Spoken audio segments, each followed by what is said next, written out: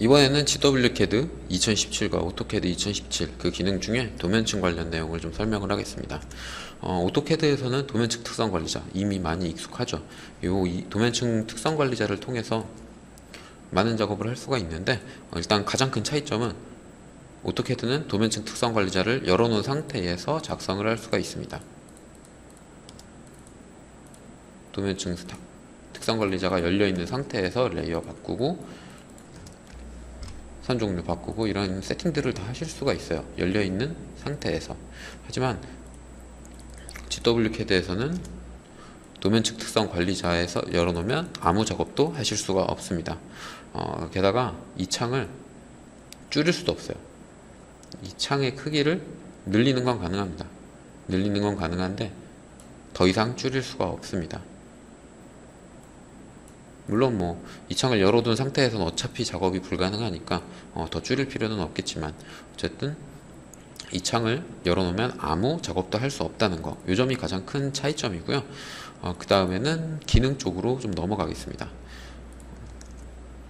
이 도면층 특성 관리자에서 할 수 있는 건 이 특성 바꾸는 그런 기능들이 있는데 오토캐드에서는 추가된 기능을 몇 개 사용을 하실 수가 있어요.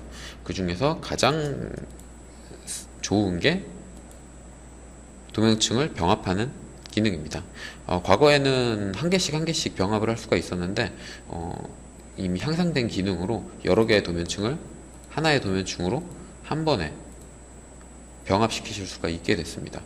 개체 속성을 변경할 필요 없이 도면층 정리할 때 하나의 도면층으로 한 번에 변경을 하실 수가 있게 됐는데 GWCAD에서는 이 기능을 사용을 하실 수가 없습니다.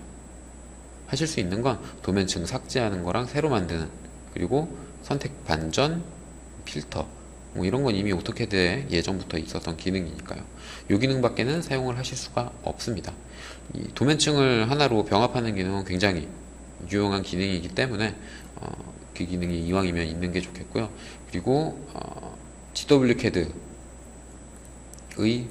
도면층 특성에서 심각한 버그가 있습니다. 심각하지 않다고 생각하실 수도 있지만 지금 제가 이 도면층들을 도면층 이름을 보면 확인할 수 있다시피 외부 참조로 불러온 객체에 대한 도면층입니다. 이 객체에 대한 도면층을 삭제할 수가 있어요.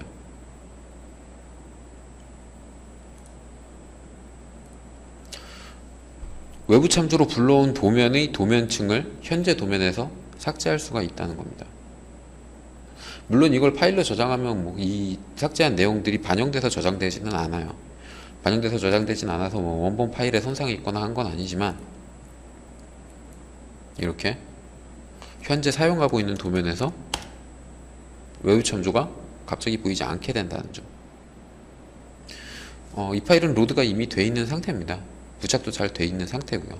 그냥 화면에서 보이지 않게 마치 도면층을 끄듯이 꺼진 것밖엔 되지 않지만 중요한 건 이 작업도 컨트롤 Z로 되돌릴 수는 없어요. 컨트롤 Z를 한다고 해서 도면층은 들어오지만 객체가 다시 눈에 보이지는 않습니다. 참 희한한 버그인데요. 반면에 오토캐드 같은 경우에는 모든 기능이 정상적으로 작동을 합니다. 심지어 외부 참조로 들어온 도면층의 경우에는 외부 참조다 라는 표시로 좀 회색으로 도면층이 표시되게 되고요. 도면층을 삭제하려고 그러면 당연하죠. 이미 객체가 작성이 돼서 사용되는 도면층이니까 삭제가 안 되는 게 당연한 겁니다. 당연히 삭제가 안 되게 됩니다. 도면층 병합 기능과 그리고 외부 참조로 들어온 도면층의 관리, 이 부분에서 굉장히 치명적인 오류가 있습니다.